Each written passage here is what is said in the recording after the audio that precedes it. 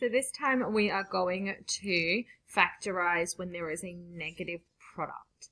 Now when we have a negative product, so a -10, -10, what we have to do is times it by a positive number times by a negative number. So you're going to need a positive and a negative in your factorizing to get a negative product.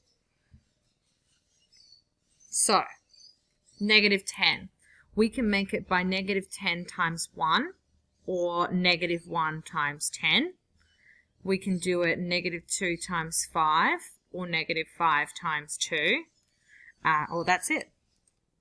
Cool. Now that we have those, let's go x. Now, let's make -9. -10 plus 1 is -9. Ah, beautiful. Let's just check the others first. So we know that one's going to do it. Let's see if any of the others do it. -1 plus 10, well, that's +9. -2 plus 5, that's +3. -5 plus 2, that's -3. So that's our one there.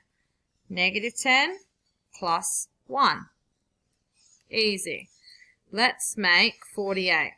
So -48 times 1, -1 times 48, -2 times 24, -24 times 2, -12 times 4, -4 times 12. Does it go into 8? Yep.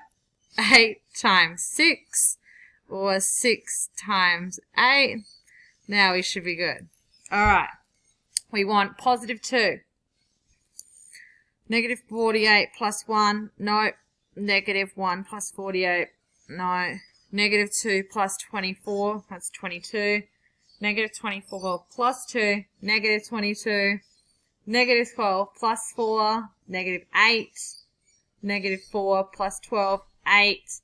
-8 plus 6 is -2, and -6 plus 8 is +2. We got there.